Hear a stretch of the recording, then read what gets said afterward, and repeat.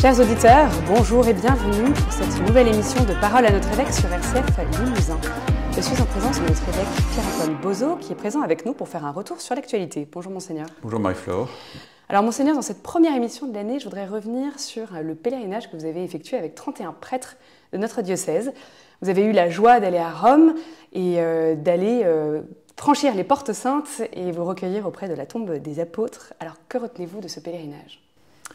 Que c'était très beau que nous partions à Rome en pèlerinage pour cette démarche jubilaire avec les prêtres du diocèse, enfin une partie, parce que tous ne pouvaient pas venir, il en fallait quelques-uns qui restent sur place. Nous étions 31 prêtres du diocèse, plus l'évêque, et c'était très beau que nous partions le lendemain de l'Épiphanie, où j'ai ouvert solennellement aussi la porte de la cathédrale, et donc l'année jubilaire dans notre diocèse. Donc le dimanche de l'Épiphanie, il y avait un grand pèlerinage qui nous a conduits d'Arliquet à la cathédrale, avec beaucoup de monde. C'était un très beau temps, et puis ces vêpres solennelles qui ont permis voilà, que le diocèse tout entier entre dans cette année jubilaire.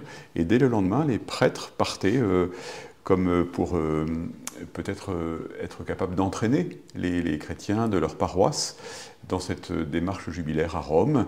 Alors évidemment, ça fait partie de la tradition que le jubilé soit une occasion de pèlerinage sur les tombes des apôtres Pierre et Paul. Et donc nous avons vécu un très beau moment avec des prêtres qui connaissaient évidemment déjà Rome, d'autres qui y allaient pour la première fois et qui découvraient avec émerveillement ce haut lieu de la vie de notre Église. Et il nous a été donné de pouvoir franchir les 4 portes des 4 basiliques majeures de Rome, dans l'ordre Saint-Jean de Latran, où nous avons eu aussi une belle démarche au baptistère, une démarche de renouvellement de la foi de notre baptême, des promesses de notre baptême. Et puis ensuite, nous avons franchi la porte de Saint-Jean de Latran, nous avons franchi la porte de Sainte-Marie-Majeure. Le mercredi, nous avons franchi la porte de Saint-Pierre de Rome, de la basilique Saint-Pierre. Et puis, le jeudi, nous avons franchi la porte de Saint-Paul-Hors-les-Murs. C'était vraiment, Saint-Paul, c'est l'apôtre des nations, donc c'est pour nous l'envoi en mission et le renouvellement de notre désir missionnaire. Voilà, donc un très beau temps, et avec évidemment la prière au tombeau des apôtres Pierre et Paul, ces colonnes de l'Église, et aussi la joie de pouvoir rencontrer, me fût-ce brièvement, enfin brièvement dans la rencontre personnelle, j'allais dire, mais nous avons rencontré le successeur de Pierre, le Saint-Père, pour l'audience du mercredi, qui était un très beau moment, où le pape a parlé pour sa catéchèse, et puis ensuite nous avons pu la joie d'avoir un petit temps avec lui, le temps d'une photo et de le saluer. Je l'ai pour ma part remercié de ce jubilé, et puis de la belle encyclique sur le Sacré-Cœur, le culte du cœur de Jésus, Dilexit Nos, qu'il nous a donné. Donc voilà, très beau temps de grâce pour les prêtres du diocèse, qui a raffermi aussi beaucoup, je crois, notre fraternité, notre goût de travailler ensemble, et qui a permis, en particulier avec des prêtres qui sont arrivés plus récemment, je pense au père Bernard Hérault de la Congrégation de Jésus et de Marie, eudiste, ou des pères de la communauté Saint-Martin, qui ont permis à ces prêtres-là de mieux connaître les autres prêtres. Donc voilà, un beau temps béni. Alors justement, dans sa bulle d'indiction, le pape François évoque l'importance du sacrement de réconciliation. Il dit « Le sacrement de la réconciliation est un point de départ irremplaçable d'un véritable chemin de conversion ». Mais il parle également des indulgences. Alors, est-ce que vous pouvez, dans un premier temps, nous éclairer sur l'importance de ce sacrement et nous expliquer un petit peu simplement, parce que c'est un terme que tout le monde ne connaît pas, les indulgences? Alors, très rapidement, pour dire que de fait, dans cette bulle d'indiction, l'espérance ne déçoit pas. C'est le texte par lequel le pape indique ce que sera ce jubilé, donc il lui donne son thème de l'espérance. Et précisément, je crois que ça fait vraiment partie de l'espérance chrétienne de comprendre que nous ne sommes pas enfermés dans notre péché. Notre péché, c'est une limite, c'est une pauvreté, c'est une chute, et nous ne restons pas à terre. Le Seigneur nous relève, nous recrée, pourrait-on dire. Lui qui nous a créés, il est capable de nous recréer à son image et à sa ressemblance, que le péché a abîmé. Et donc le sacrement de la réconciliation, de la pénitence et de la réconciliation, ce qu'on appelle la confession habituellement, est vraiment un tremplin formidable de la conversion. Vous voyez, le jubilé, c'est vraiment une année de retour à Dieu, de manière régulière. Le temps qui passe fait qu'on s'appesantit, on ralentit dans notre marche, on perd de l'énergie. Eh bien, on est comme renouvelé, relancé dans notre marche vers Dieu, dans notre amour des autres, dans notre désir de sainteté. Et le sacrement de la réconciliation, c'est peut-être la manifestation la plus forte de cela, puisque justement on est comme restauré dans la sainteté de notre baptême. Donc je ne mets pas du tout sur un pied d'égalité le sacrement de la réconciliation et la question des indulgences, même si c'est très lié. Et en effet, dans son numéro 23, celui que vous veniez d'indiquer, de la bulle d'indiction, le pape explique qu'au fond, dans l'Antiquité, le mot indulgence signifie aussi miséricorde, signifie aussi pardon. Voilà. Et que donc, il y a évidemment un lien. Donc, grande importance du sacrement de la réconciliation. J'invite vraiment beaucoup les chrétiens à le recevoir hein, dans la confession individuelle. C'est cela que le pape demande. Et j'invite les prêtres à être disponibles pour donner ce sacrement. Il peut y avoir une préparation communautaire, ce qui est très, très belle aussi. Hein. C'est ensemble qu'on se reconnaît pécheur, mais c'est chacun qui reçoit l'absolution au nom du Seigneur par le ministère du prêtre, selon le commandement de Jésus. Hein, ceux à qui vous remettrez leurs péchés, ils leur seront remis. Voilà.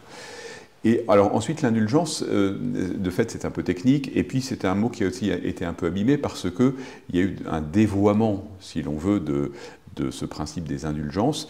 On a en tête évidemment la réforme de Luther qui se battait à juste titre contre l'abus qu'on avait fait des indulgences, puisqu'on en avait fait un objet de marchandage, on les vendait. Vous voyez ce qu'on appelle de la simonie, c'est très grave, c'est-à-dire que les dons de Dieu, on ne peut pas les monnayer.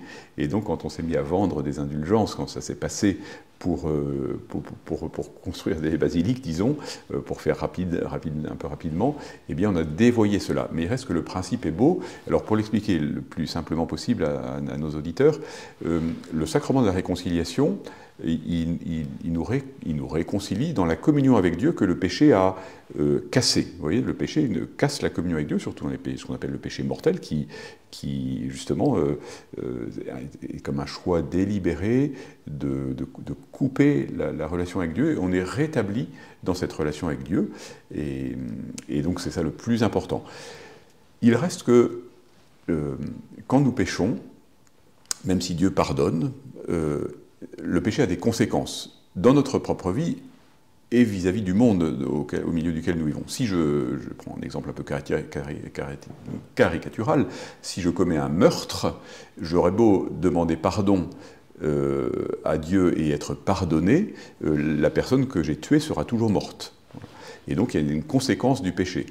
Et puis par ailleurs, le péché laisse comme des traces, hein, c'est ce que dit le pape dans sa bulle d'indiction, laisse des traces dans nos vies. Quand nous péchons, ça nous abîme finalement. Et même si nous sommes réconciliés avec Dieu, il y a ces espèces de traces résiduelles qu'on appelle la peine temporelle due au péché. Et donc le principe de l'indulgence ou des indulgences, c'est de puiser, c'est très beau, hein, c'est un principe de solidarité dans le bien.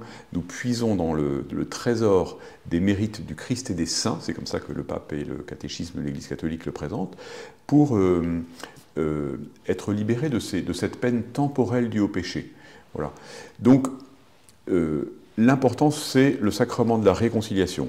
Mais nous sommes invités à un effort, parce qu'on peut toujours collaborer à son propre salut, qui consiste, le pape l'explique très simplement, à faire une démarche de pèlerinage, à se confesser, à prier aux intentions du pape, à faire des actes de charité, qui sont la manière de dire « je veux aussi me libérer de tout ce que le péché abîme en moi et laisse en moi comme conséquence ».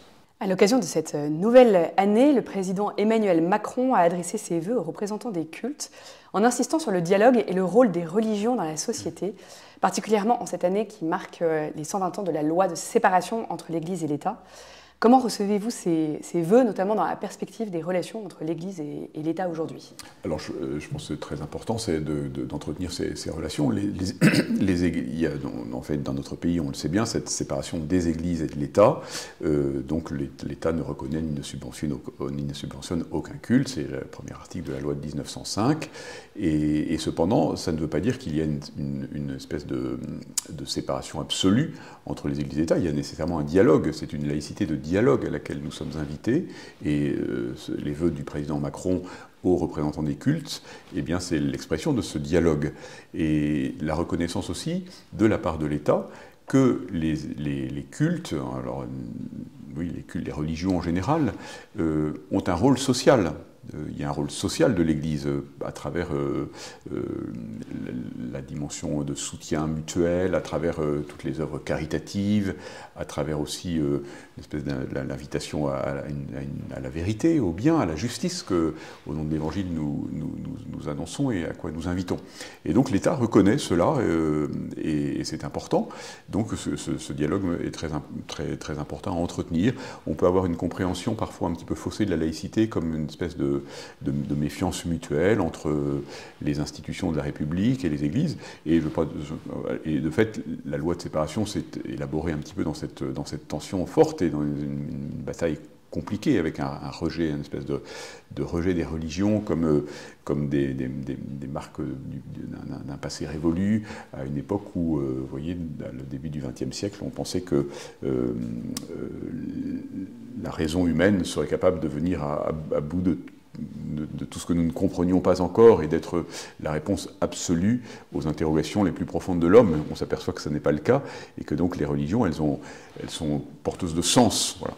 Et donc je crois que l'État reconnaît cela et qu'il y a un vrai dialogue. Ça ne veut pas dire qu'il y a parfois des incompréhensions, des durcissements, mais il est très important de maintenir ce dialogue avec les institutions de la République. Alors là, c'est le président de la République avec les représentants des cultes au niveau national, mais ça se joue au niveau local par le fait que moi, l'évêque, je rencontre régulièrement le préfet, je rencontre aussi les élus de la nation dans notre département. Ça me semble un lieu de dialogue très important.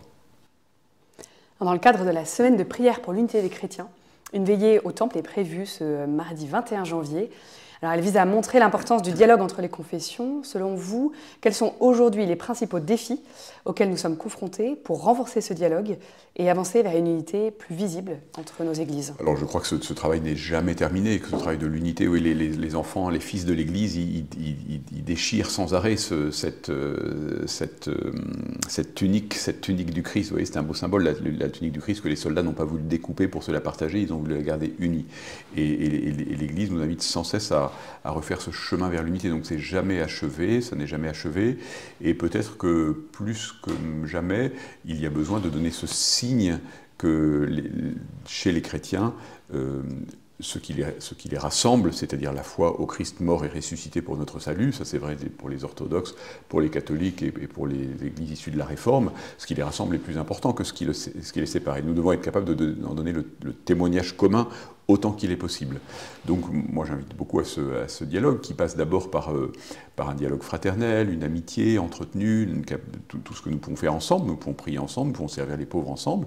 On ne peut pas célébrer la messe ensemble parce qu'on n'a pas la même vue sur ce que c'est que l'Eucharistie, mais on peut faire beaucoup de choses ensemble et ça me semble important de l'encourager, de le favoriser. Donc chaque année, à ce moment de l'année, au moment de la conversion de Saint Paul, nous sommes invités à remettre sur le haut de la pile ce dossier urgent de l'unité. Merci Monseigneur pour ce temps d'échange. Chers auditeurs, c'est la fin de cette émission. Je vous souhaite une très bonne journée avec les programmes de RCF.